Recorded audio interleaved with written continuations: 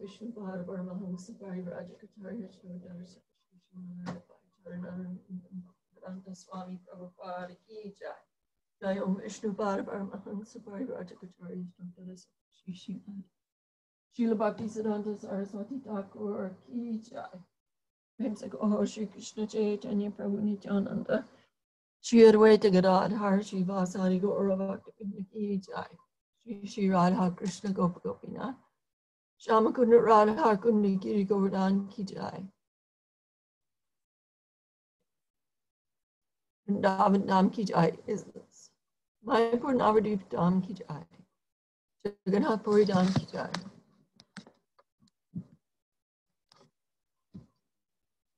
Shri Shri Gaura Ki Jai. Samvita Bhakta Vrinda Ki Jai. All glories to the assembled devotees. All glories to the assembled devotees. All glories to the assembled devotees. All glories to Shri Shri Guru and Gauranga. All glories to Srila Prabhupada. Srimati Bhaktivedanta Swami Niti Namaste Saraswati Devi Gauravani Vajrayani Nivishishishani. Haribol everyone. Hare Krishna, welcome. So nice to see you all again. Okay. Mataji. You know what? I think I need to go get my Bhagavatam. I didn't go get that yet. I'll be back in just a second.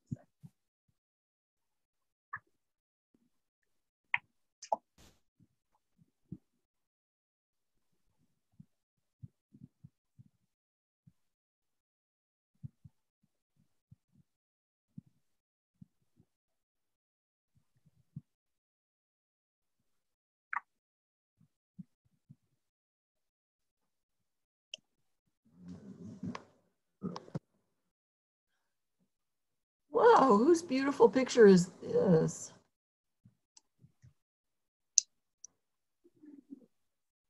Huh. Kalpana.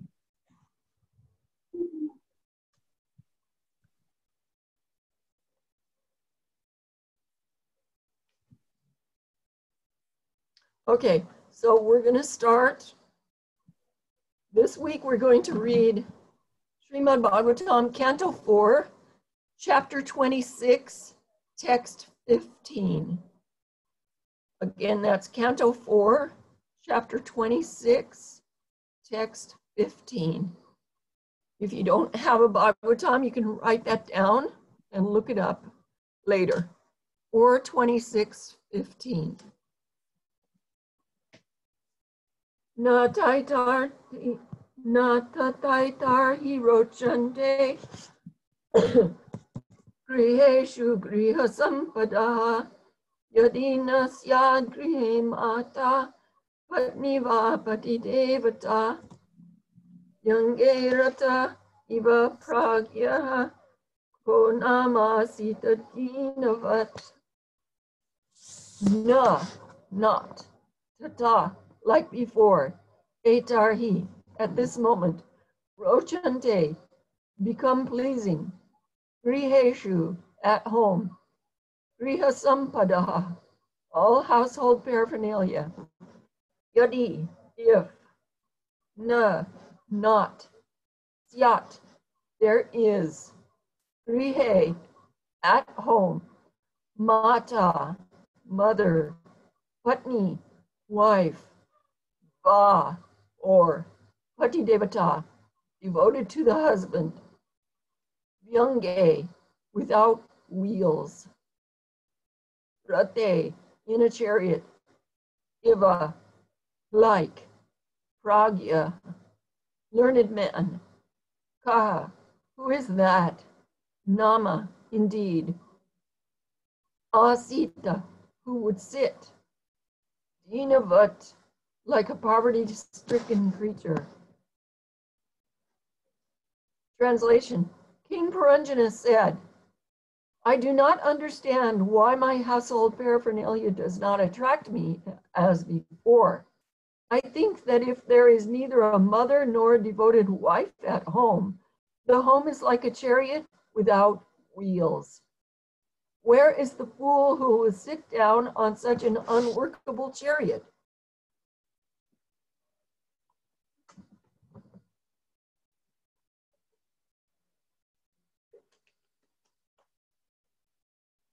Purport. The great politician Chanakya Pandit said, Mata yasya grihe nasti, varya chapriya vadini, aranyang tena gantavyang, yatha aranyang tata griham. If a person has neither a mother nor a pleasing wife at home, he should leave home and go to the forest, because for him there is no difference between the forest and home. That's the end of Chanakya's quote. Now, Srila Prabhupada says, the real mata, or mother, is devotional service to the Lord. And the real patni, or devoted wife, is a wife who helps her husband execute religious principles in devotional service. These two things are required for a happy home.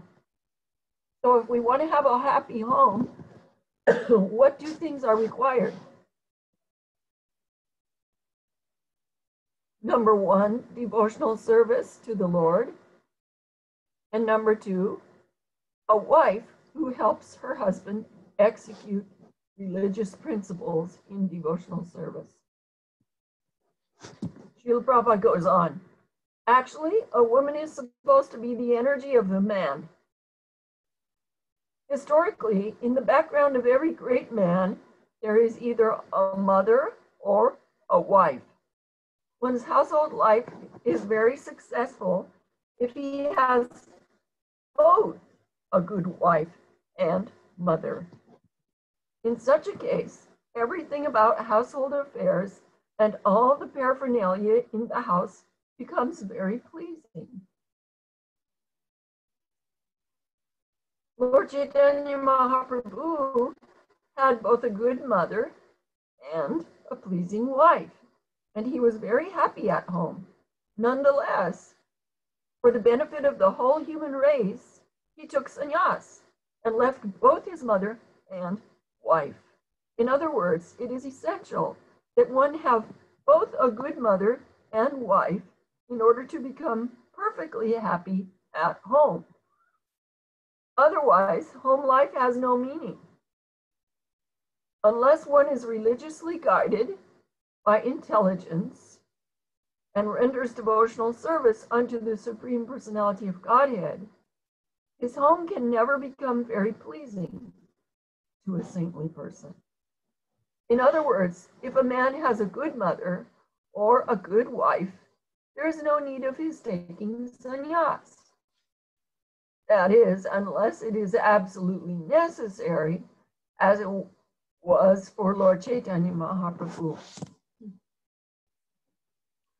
Om Jnanatirmirandasya Jnananjana Shalakaya Chakshur Unmilitam Yena Tasmai Shri Gurave Namaha Mukam Karoti Vachalam Pangum Langayate Girim Yat Kripa Tamaham Bande Shri Guru Dinataranam.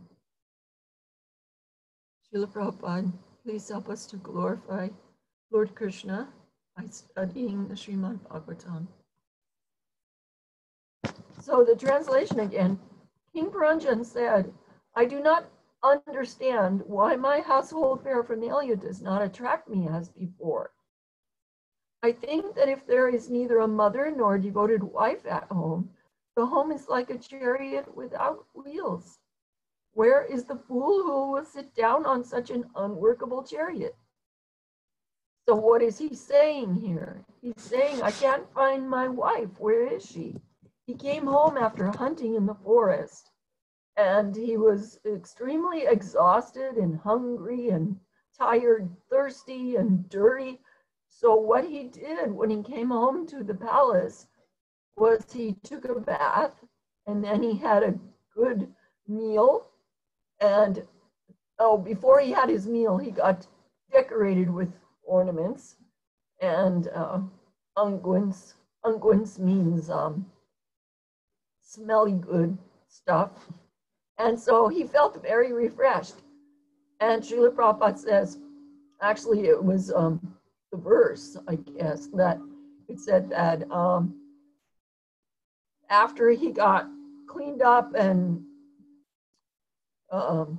fed properly, instead of pursuing Krishna consciousness, he became lusty and he started looking for his wife. And because he couldn't find her, so then he was saying, I think that if there is neither a mother nor a devoted wife at home, the home is like a useless chariot. So let's go over the purport again. Prabhupada says, the great politician Chanakya Pandit said, if a person has neither a mother nor a pleasing wife at home, he should leave home and go to the forest. Because for him, there is no difference between the forest and home. So what are the features of the forest? Of course, if you're just going for a few hours, the forest is very beautiful. And it smells very nice, and there are pleasing sounds of birds chirping. But if you have to live there, if you have to live out in the forest, it can be very difficult and very scary. So life at home with no mother and with a wife who is not pleasing can be very disturbing and very difficult for a man. So Srila Prabhupada then says, the real mata or mother is devotional service to the Lord. And the real patni or devoted wife is a wife who helps her husband execute religious principles in devotional service. These two things are required for a happy home. So later on, Srila Prabhupada mentions these two items again, but let's read on. Actually, a woman is supposed to be the energy of the man. And I found today that in Srila Prabhupada's old Srimad Bhagvatam, that famous sentence, as far as the women class are concerned, they're accepted as the power of inspiration for, or they are accepted as a power of inspiration for man. But in Prabhupada's old version of the Srimad Bhagavatam, he says, as far as the engagements of the woman class are concerned, women are considered to be the power of inspiration for man. So he was more specific, and then he went on to say, of course, just like we have in the new version of the Bhagavatam, that, oh, Krishna, what was I going to say? So women are more powerful than the man, right? Say it again, Shasla. So the women are more powerful than the men. Oh, yeah. I think that. Yeah. Thank you. Thank you. Oh, who's crying? Is that your baby, Shama? Yeah. Oh, is your husband taking No, he's care just of the kids? no, he's just running around. He's just getting more attention Oh, like that. well, it's so nice that you're here. Thank you for being here. So Thank you, then, Mother. this is very much like that sentence. Prabhupada says, actually, a woman is supposed to be the energy of the man. Historically, in the background of every great man, there is either a mother or a wife. One's household life is very successful if he has both a good wife and mother. In such a case, everything about household affairs and all the paraphernalia in the house becomes very pleasing. I personally have seen, I won't tell you whose house it is, but I have seen a house that is utter chaos. And when the man comes home, his mind is disturbed. And I always think of this house when I read these passages from the Srimad Bhagvatam, that it is the duty of the wife to keep her house clean and neat, and it's her duty also to keep her own body clean and nicely dressed for the pleasure of the husband. And when he comes home and he sees his wife decorated nicely and she's clean, he gets energy from that. Okay, let's see what else Srila Prabhupada says. Lord Chaitanya Mahaprabhu had both a good mother and pleasing wife, and he was very happy at home. Nonetheless, for the benefit of the whole human race, he took sannyas and left both his mother and wife. In other words, it is essential that one have both a good mother and wife in order to become perfectly happy at home. Otherwise, home life has no meaning. Remember how Lord Chaitanya told his mother after Lakshmi Priya had died, and then Mother Shachi asked Nimai to please accept another wife. And so he agreed, because he said that if I'm living at home, I have to have a wife. Otherwise, there's no meaning to household life. So now here's where Srila Prabhupada mentions again that the real mother is devotional service. He says, unless one is religiously guided by intelligence, that's where he's talking about the good Dharma Patni, the wife who encourages her husband in devotional service. Unless one is religiously guided by intelligence, that's supposed to represent the wife, and renders devotional service unto the Supreme Personality of Godhead, that's supposed to represent the mother. His home can never become very pleasing to a saintly person. That's talking about the person himself. If he's a saintly man, then he will never become pleased if he doesn't practice devotional service in his home life with the good intelligence provided to him by his religious wife. Prabhupada said, in other words, if a man has a good mother or a good wife, there is no need of his taking sannyas. That is, unless it is absolutely necessary, as it was for Lord Chaitanya Mahaprabhu. So it's really not necessary for a man to take sannyas if he has a good mother and or a good religious wife at home. Okay, so now let's go on to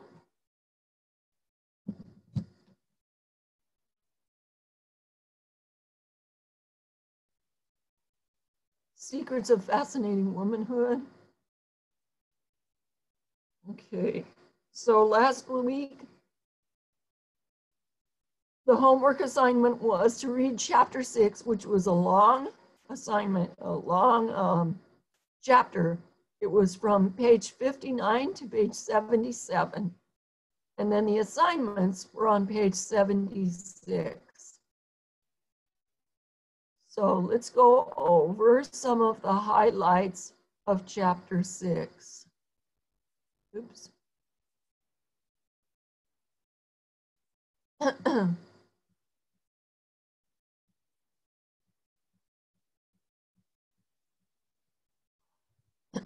Chapter 6, secret number 3, make him number 1. I was really not ready to do this assignment myself personally. Somehow it was hard for me, but I was praying to Krishna last night, and when I was giving my husband his foot massage, I said to him, Prabhu, do you know that you're the most important person in my life? And his response was kind of cute. He said, well, the feeling is mutual. You're important to me too. So I thought that was sweet. Okay, so now this is just story stuff. Okay, so now let's read Angela's letter to Ted. Dear Ted, I really mean what I said in the note I handed you last week. I know now that you have been a good husband to me and a good father to David and Tiffany. I'm sorry I never fully appreciated you in the past. You're also an excellent mechanic, and I am proud that you run your own business. Love, Angela. So that was a very nice little note that she wrote, even though it's very short.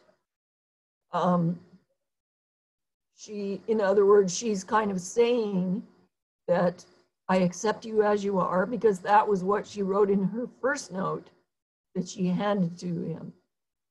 And she's saying that you have been a good husband and a good father. And she's apologizing. I'm sorry that I never fully appreciated you in the past.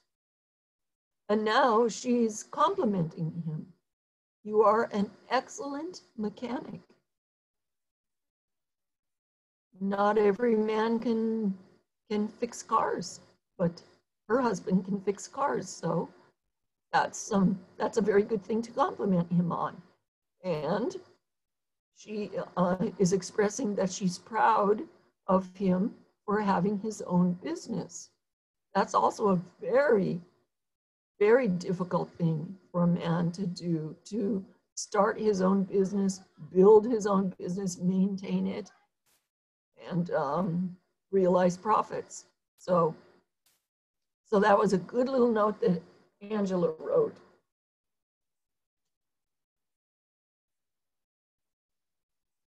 Then she made a firm decision to give up smoking and also to lose weight. So those are two very good things. And what we can take from that is that even though we don't smoke, we don't drink alcohol, anything like that, but we may have attachments to things, just like Harmony mentioned somewhere that what about our attachments? And she named a few things that women are commonly attached to, like chocolate and soap operas. So, those are things we may not be able to relate to as well, but we do have our attachments. If we look into our heart, we look into our mind, we can see that we have attachments. So this is one of the things that are given in Fascinating Womanhood. In fact, in the chapter where Helen Andelin is talking about how to sympathize with a husband who is an addict, a husband who has an addiction to something. She recommends that you look into your own self and see what kinds of attachments you have and try to understand how difficult it is for him to give up his addiction. Okay, so already Angela she's going for an early morning run to the post office. So that's good. She's getting some exercise. We can also do that. I read one time, somebody posted on the Dharma Patni forum that the best exercise for a woman is housework. So I always think of that when I'm sweeping and mopping and cleaning windows and whatever else I do. Plus, I like to walk some for part of my japa time in the morning, because walked for about 3 or 4 kilometers today. We went into town and did some shopping and stuff. So that was really good exercise. So everybody make sure you're doing some good, healthy exercise, and that you're trying to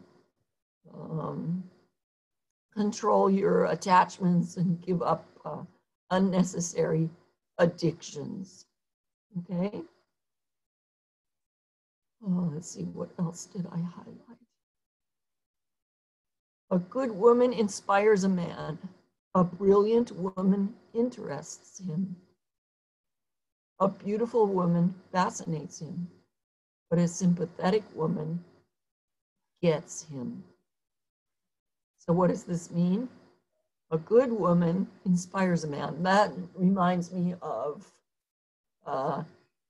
Agnes in the book Fascinating Womanhood. Ellen Andelin talks about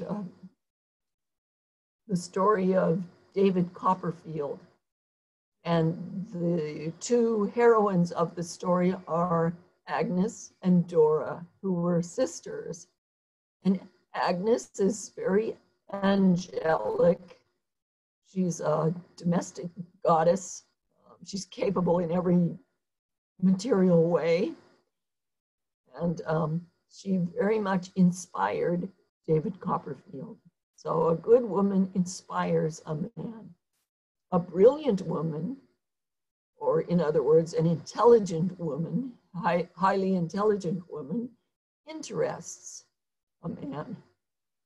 A beautiful woman fascinates a man. There are so many mundane songs about men who become overwhelmed with fascination when they see a beautiful woman. It's just the way it is in this material world. But a sympathetic woman gets him. In other words, a woman who can understand men. She attracts him so thoroughly, and he just becomes so attached because she understands him. Okay. Secret number 3, make him number 1 in your life. Comfort him tenderly when he is tired or discouraged. Oh, I wanted to tell all of you to practice childlike anger today. So I'll tell you all later. I'll post something on the Power of Inspiration about it. I think it was a good way to handle what happened. Okay, so let's see.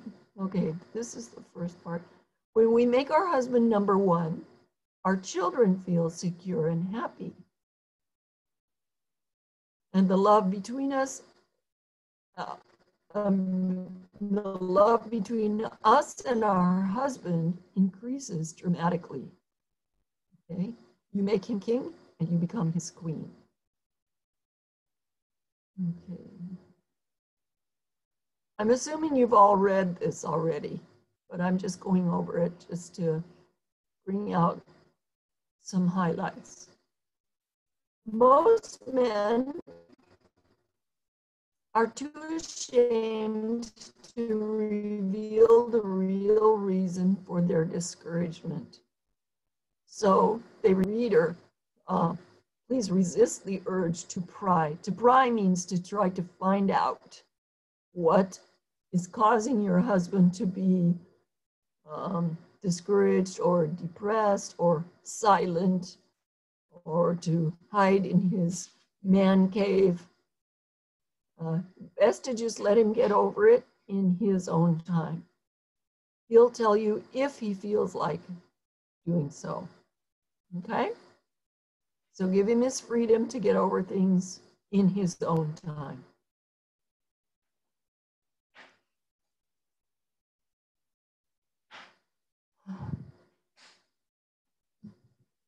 Okay, well, here we are at the, this is, again, the folding back exercise. Turn a blind eye to his less than best behavior as he collapses and unwinds. He's of being his best all day. So there's a quote in Fascinating Womanhood about how a woman who's married to a powerful man may be the only person who never gets to see his best side. She gets to see his worst side, because when he comes home, he's exhausted from being at his very best for everyone else. So when he comes home, he needs to unwind, and he needs us to understand.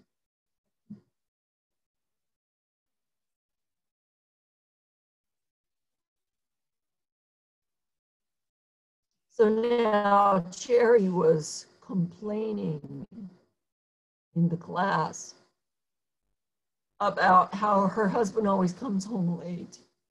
He runs his own business. He always seems to be working. I feel he neglects our little girl, and I can't get him to do anything around the house.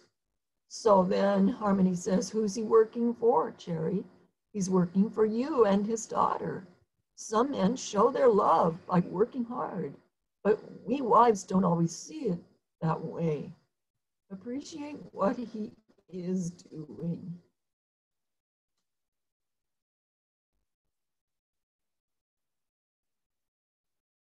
So to sum up, your husband needs you to comfort him when he's discouraged. He needs you to heal the wounds that others have inflicted on his pride. Or it may not be others, it may just be himself. Because a lot of men, like very powerful men, they are very hard on themselves. And if they make even a tiny mistake, they get really angry with themselves. So we need to be quiet and respectful and give them some space to get over what they're upset about. And if he reveals his mind to us, then we can offer some sympathetic words. But don't overdo it.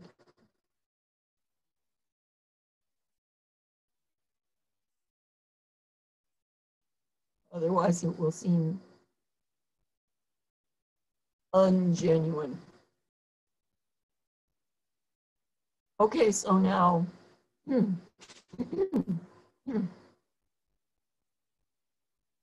remember when Angela went first at his place of business, he had just been scolded by a customer, and he was very upset.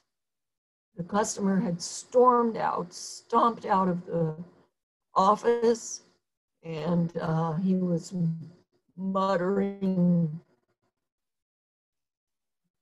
curse words practically. So when Ted came out of the office, he was very upset. It was a bad time for Angela to be there.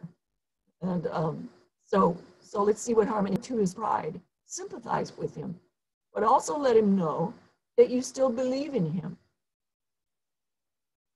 That's what he needs most, your trust in him. Remain calm and optimistic. Don't tell him to count his blessings. That's really an insult. That's a very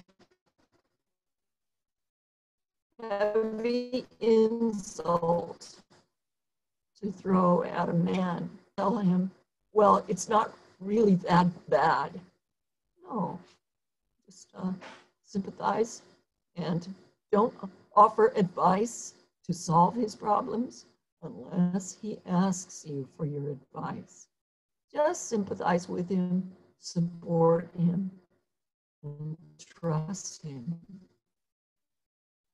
When he feels better, again, express your confidence in him. Let him know you trust his ability to overcome the crisis.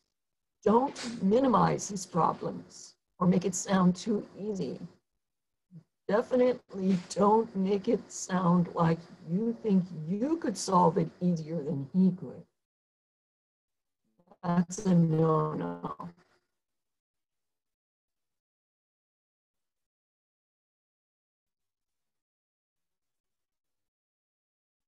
Don't minimize his problems or make it sound too easy. You'll rob him of his potential heroism. Remember when Sita Devi Hanuman's back or shoulders and let him carry her back to the other side? What did Sita say? She said, no, I want Ram. I want Ram to come here and rescue me so that he gets to be my hero. So let him feel, let's go back to the text, let him feel that no matter how great the struggle, you are confident he will be successful. And you know, when we express this kind of confidence to our husband, he is successful. He becomes successful.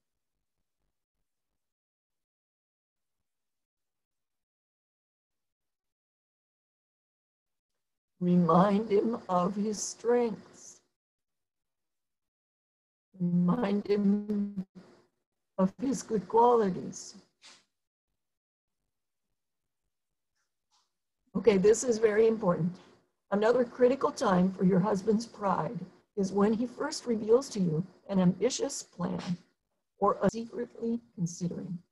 So we may be afraid of something that he's considering or some plan he has because he may make mistakes. We may lose our security. As Srila Prabhupada says, why do women and girls try to make themselves look pretty? It's because they want shelter. So what does shelter mean? It means security. It means to have a home, to have enough wealth to be able to afford basic needs of our life. So we want security. So if our husband is contemplating an ambitious plan, we have to be careful not to shoot it down with our own womanly fears. Okay? Because if we do, then we can make him feel discouraged to the point where he doesn't want to talk to us anymore, especially about his plans. Okay, so now down a little ways, rather let your husband know that you believe he can achieve it. If it's impractical, others will point it out to him in due course, but he will be comforted to know that at least his wife believed in him.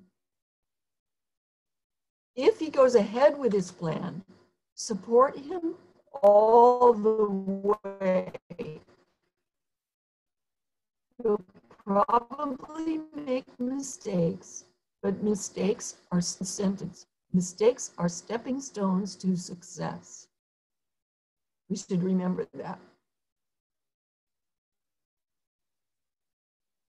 Now, when your husband does something dishonest, first, don't ignore it or pretend you don't know, but do show a reluctance to believe he did it. Let him clearly know that you did not believe that he would do such a thing.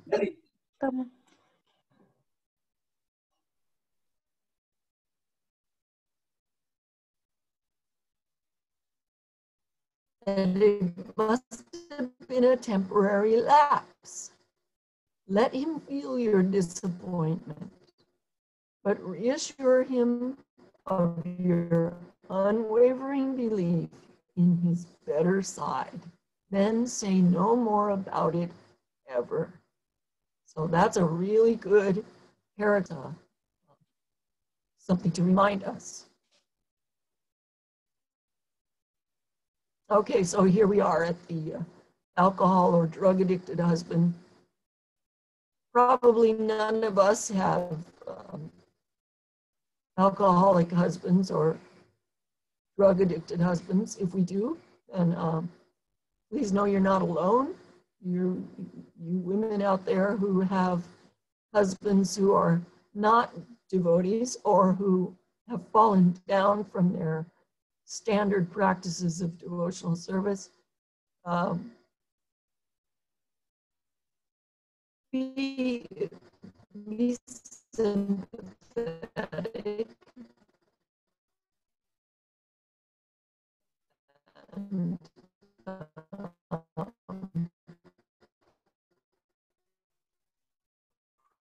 pray for him. And again, think about your own weaknesses so that you'll be more why a man becomes an addict. Usually an addict is a sensitive man with a poor self-image who often suffers emotional pain.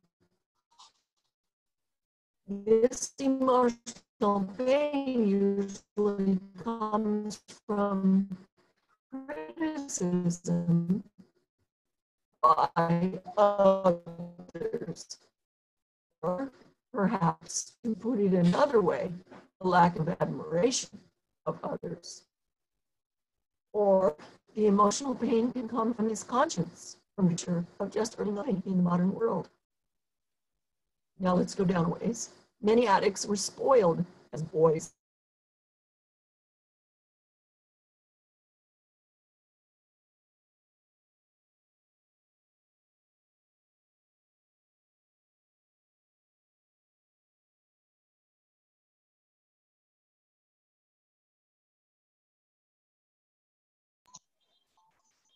Lili Mata, we can't hear you. Okay. Ma, you have muted yourself. Okay, now you can hear me? Yes, Yes. Okay.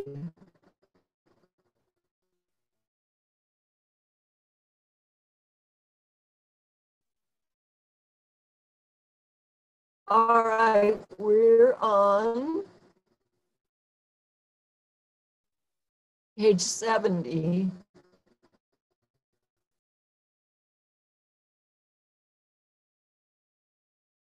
Just above the middle of the page. Many addicts were spoiled as boys by parents who never taught them to cope with the responsibilities of life. Even more often, they have grown up with lack of admiration from their parents. I can say for sure that my parents didn't know about how important it is to admire boys, but we're learning, we're lucky that we get to know about this so we can encourage our husbands and our sons. So I like this last sentence here, that serious addictions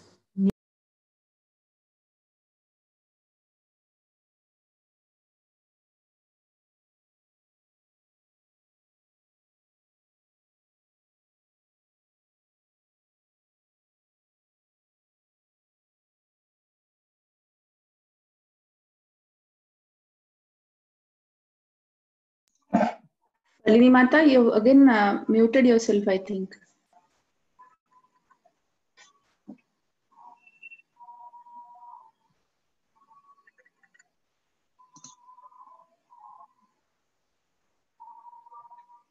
Falini Mata, we can't hear you. I think it's gone to mute again.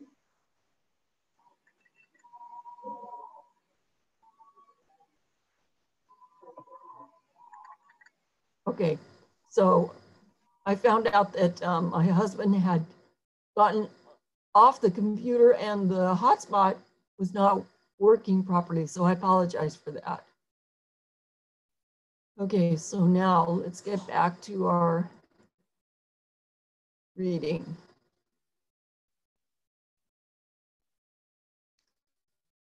Serious addictions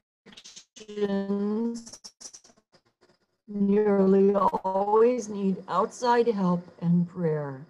So this reminds me of, in the Nectar of Instruction, how we're advised to engage in Priti Lakshanam.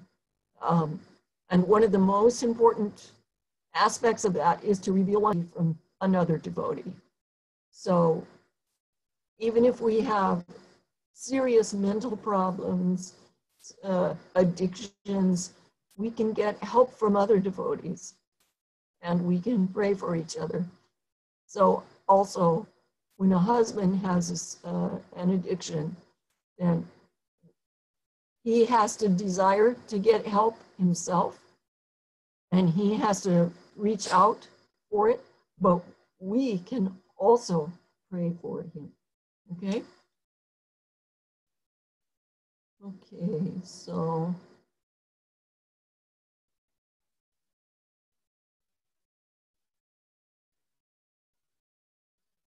many women married to alcoholics, addicts, and men with personality problems have lost all love for their husbands. What should they do? Well, here are 4 thoughts to any woman who is in this situation. First, remember that your husband was once an innocent little boy. His addictions and bad habits have all been learned, so they can all be unlearned if he has the will and your support and the right help. But again, he has to go and find that help himself. It has to be his idea.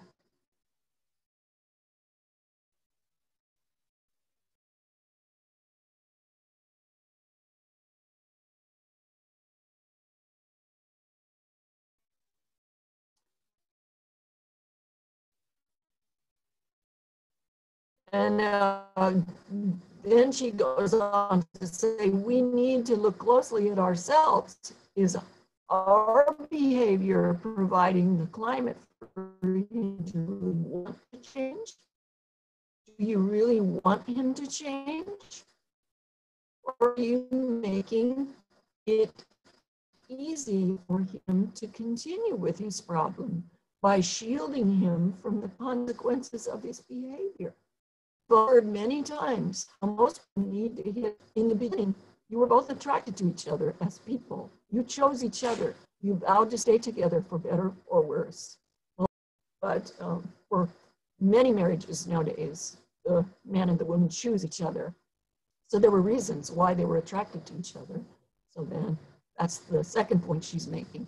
Third, if he has fathered your children, he can never be replaced in their eyes. Your children are an eternal link between you both. Nothing can change that, ever.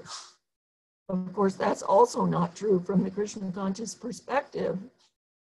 We understand from the teachings of Srila Prabhupada that death, at the time of death, we forget all these temporary relationships, and they're not really eternal. Our eternal relationship is with Krishna and with all the devotees in the spiritual world. Of course, Srila Prabhupada told us that ISKCON, when we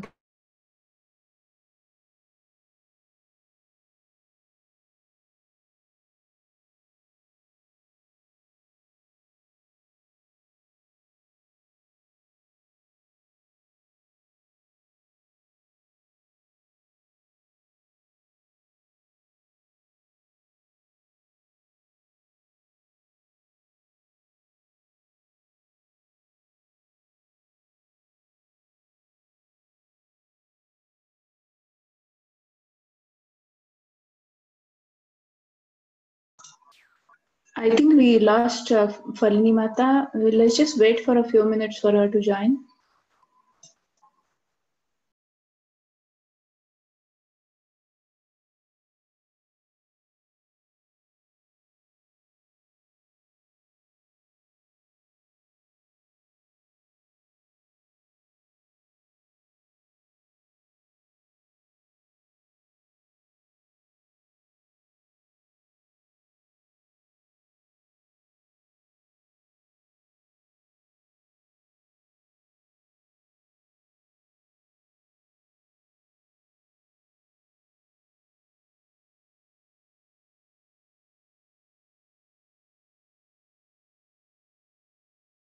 give him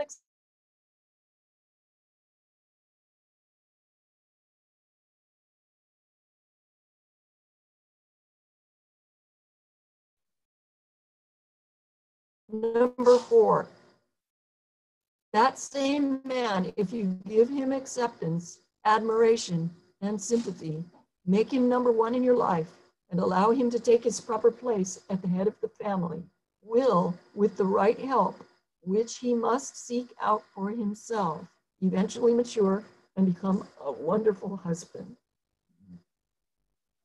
If we ask for help, God will help us, for he hates divorce. So she's telling that you should make your first marriage work. She says, you know, class, I cannot emphasize enough that we should try our utmost to make our first marriage work. We have God on our side. And then she gives a quote from the Bible. So then she says, if we ask for help, God will help us.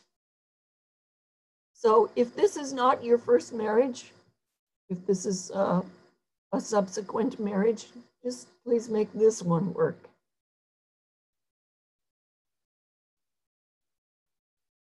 So, but Krishna's help will come, not in changing our husbands, but in changing ourselves. Then we will arouse a desire in our husband to want to change also. There, she's again referring to addiction. Okay? So now Angela is really appreciating these teachings.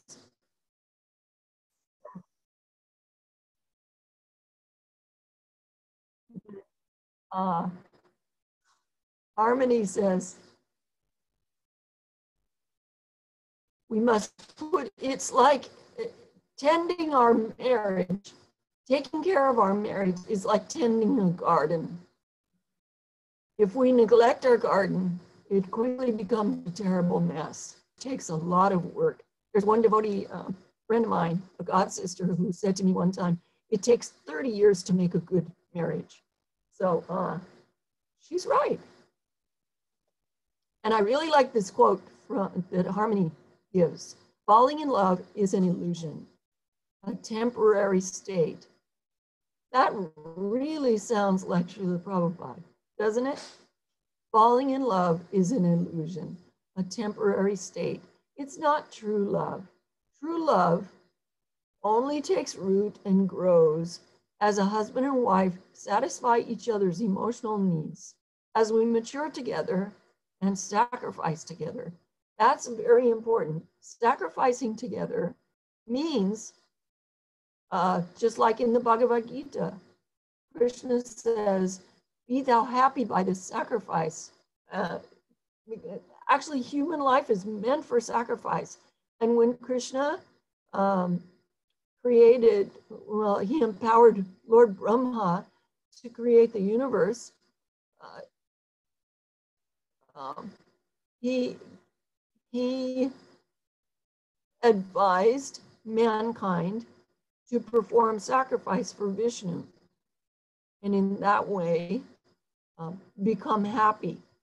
So remember this little thing, that if the husband and the wife and Krishna, if the husband and wife are working toward Krishna, they're working for Krishna, trying to satisfy Krishna, then the more the husband tries to satisfy Krishna and the more the wife tries to satisfy Krishna, they become closer to each other. So then is when we can actually experience love in our marriage. And Srila Prabhupada says that also. He says that in the beginning, when the young girl and the young boy are just married and they're not even living together, but the girl is serving the boy in different ways under the supervision of the elders, there's no love there. But over the years, as they serve each other, especially if their lives are centered around God, then they actually become so loving toward each other that they cannot be separated. Of course, we don't want that. We want to be able to remember Krishna at the time of death. And so that means not becoming too attached to our spouse, but becoming attached more and more to Krishna and trying to give our spouse Krishna as well.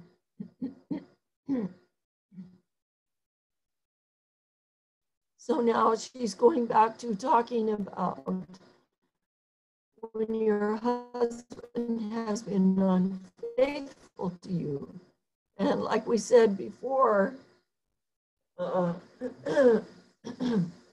this is one of the firm principles of Fascinating Womanhood, is that you can expect two things in marriage: fidelity and support. So if the husband has become unfaithful, then she says, first, honestly face your part in the problem.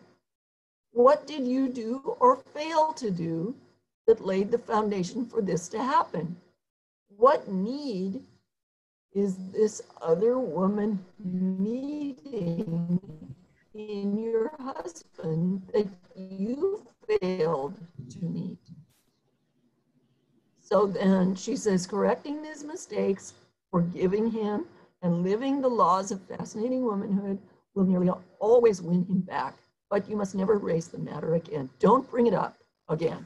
And although it may be very difficult, you must trust him 100%. Never quit.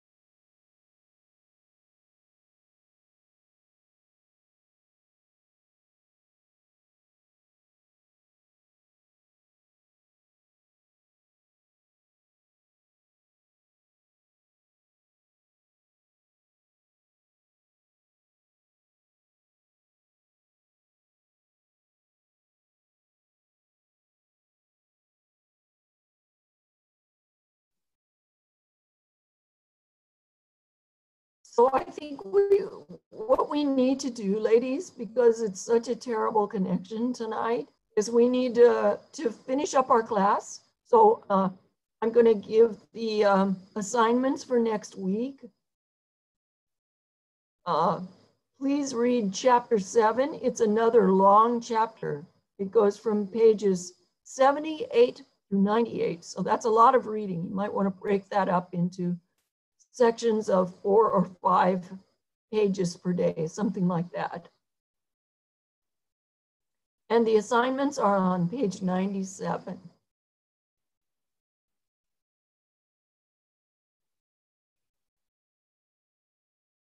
So hopefully next week we'll have a better connection. And again, if anybody has questions, please post them on the Power of Inspiration group, okay? So again, assignments for next week are to read chapter 7, pages 78 through 98, and do the assignments on page 97, okay? Thank you everyone for being here tonight, and have a wonderful week. And we'll be connected on WhatsApp. Hare Krishna. Krishna baby on